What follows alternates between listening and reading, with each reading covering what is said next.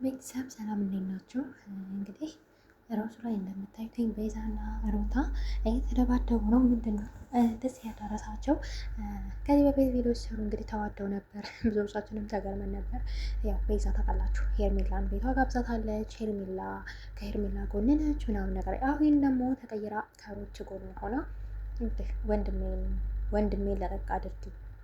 እውነት ለመናገር ቤዛ ታውቃላችሁ አብርሽ ሩታ ጋር ሆኖ ልጃቸውን እንዳሳድጉ እንደምትፈልግ እና አሁን ላይ ምን የተፈጠረ እንደሆነ አላውቅም። ይሄን ቤዛ እንግዲህ ሩትን እናስፈራርታለች።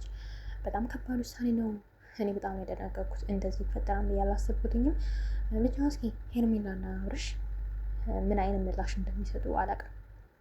አብርሽ እንግዲህ እያለች እንዳለችው እህቱ ጤነኛ አይደለም በጤና በሰላም እንግዲህ ከአንቺ ጋርና ከልጁ ጋር ሆኖ ህይወቱን እንዲመራ ነው የምፈልገው።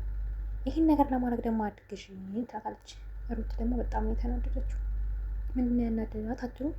ቤዛ ወይ ከሩት ጎን መሆን አለባት ወይ ደግሞ ከሄርሜላ ጎን።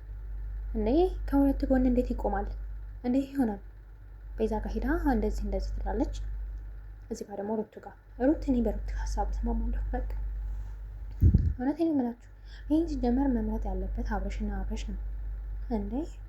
እህት እኮ አይደለችም የምትመረጥበት።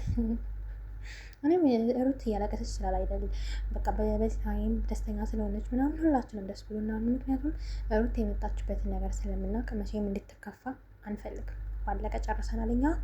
እንግዲህ እስኪ እናንተም ያላችሁን ሀሳብ አስተያየት ጻፉልኝ፣ አበረታቱኝ። ከጎን የሆኑ ደግሞ እንዴ ምንድን ነው አበረታቱኝ፣ በቃ አፈምሱኝ እና እስኪ በአዲስ ቪዲዮ አብርሽ ሄርሜላ ምን እንደሚሉ ይዤላችሁ የሚመጣ ነው የሚሆነው። እስከዛ እኔን እያበረታታችሁ ሀሳብ አስተያየት እየሰጣችሁ ከጎን ሆኖ አብራችሁኝ ቆዩ። በአዲስ ነገር እመጣላችኋለሁ። በያላችሁበት የዓለም ዳርቻ ሰላማችሁ ብዝት ይበልልኝ።